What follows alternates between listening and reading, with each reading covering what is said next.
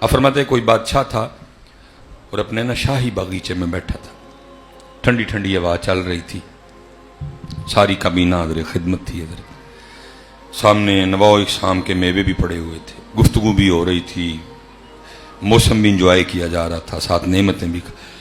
وہ بادشاہ کو نا دور ایک بابا جاتا دکھائی دیا، تو بابا دیکھ کے نا بادشاہ کو شرارت سوجی، وہ اپنی کابینہ کو کہتا ہے اوئے آج تانوں بابے دا شغل نہ مخاواں۔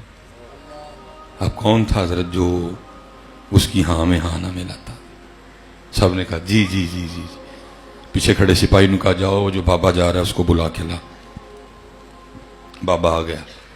مولانا روم فرماتے ہیں بادشاہ نے اپنی جیب سے نا سرخ رنگ کا رومال نکالا اور بابے کو پکڑا کے کہا بابا جی مجھ سمیت سب کو دیکھیں جتنی میری کابینہ بیٹھی ہے، جو سب سے زیادہ بے وقوف نظر آتا ہے نا رومال اس کی گود میں رکھ دیں۔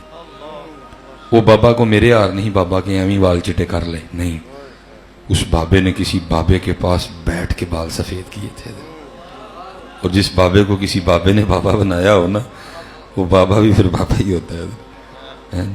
بابے نے بادشاہ سمیت سب کو دیکھا، رومال اپنی جیب میں ڈالا اور واپس چلا گیا۔ بادشاہ حیران رہ گیا، اس نے کہا ہے بھائی میں نے اس کا شغل لگانا تھا، یہ تو میرا ہی لگا گیا۔ اب بات آگے بڑھ ہی نہیں سکی، ختم کر دی اس نے۔ اب اس کو تو تھا یہ کسی کی گود میں رومال رکھے گا پھر اب بادشاہ بات آگے چلائے گا، بات ہی نہیں آگے چلی۔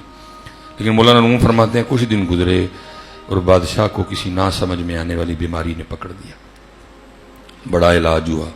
جب بیماری نہیں سمجھ آئی تو پھر علاج کیا ہونا تھا؟ بہرحال طبیب کوشش کرتے رہے، لیکن بادشاہ روز قریب المرگ، روز قریب المرگ، موت کے قریب جاتا گیا وہ، اور آخر بالکل کمزور ہو گیا۔ طبیبوں نے دوائیاں بند کر دیں اور انہوں نے کہا بھائی ہمارا تجربہ کہہ رہا ہے کہ بادشاہ بڑا بھی نہ تو 3 دن دیکھے گا، چوتھا نہیں۔ ٹھیک ہے جی، اب فیصلہ یہ ہوا بھائی دن جو 3 رہ گئے ہیں تو پھر اس طرح کرو، ایک دن رعایا کی اور بادشاہ کی ایک آخری ملاقات کروا دو۔ بادشاہ کے لیے ایک پلنگ بنوایا گیا، اس کو پلنگ پہ لٹایا گیا اور اس طرح کا راستہ بنایا گیا، ایک ایک بندہ آتا جاتا بادشاہ سے ملتا جاتا اور جاتا۔ اب انہی میں نا رومال والا بابا بھی آ گیا۔ اب کیونکہ ایک ملاقات ایک تھی، دوسرا بادشاہ تھا بیمار، اس کو بابا نہیں تھا یاد کوئی۔ بابا نے آ کے السلام علیکم کہا، بادشاہ نے وعلیکم السلام کہا۔ بابا کہتا ہے بادشاہ سلامت، بڑا شور ڈال رکھا ہے، کدھر کی تیاریاں ہیں؟ بادشاہ رو پڑا۔ اس نے کہا بابا جی بس ایک سفر پہ جانے لگا۔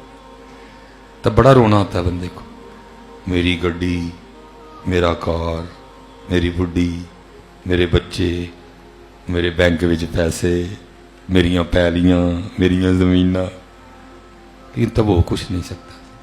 اب وہ بادشاہ تھا بھی بڑا کچھ اس کے پاس، رو پڑا، کہنے لگا بابا جی سفر دی تیاری۔ بابا بولا، اس نے کہا بادشاہ آگے تو سفر پہ جاتا ہے تو پتہ لگتا ہے، سامان سفر ہوتا ہے، تیرا پروٹوکول ہوتا ہے، آج کچھ بھی نہیں، کیسا سفر ہے یہ؟ بادشاہ اور رویا۔ اس نے کہا بابا جی ہے سفر ہی، لیکن آج سفر اور ہے، اور پھر ادھر یہ والا سامان نہیں جانا، اس سفر کا سامان بھی اور ہے۔ بابا پھر بولا، اس نے کہا بادشاہ تو خود ہی کہہ رہا ہے کہ سفر ہی ہے، سامان بھی ہے اس سفر کا، تو وہ نہیں پھر جمع کیا، وہ کدھر ہے؟ بادشاہ اور رویا۔ اس نے کہا بابا جی یہی تو غلطی ہو گئی، میں ساری زندگی وہی سامان اکٹھا کرتا رہا جو اس سفر والا ہے، جو سامان اس سفر پہ لے کے جانا ہے وہ تو مجھ سے اکٹھا ہی نہیں ہوا کوئی۔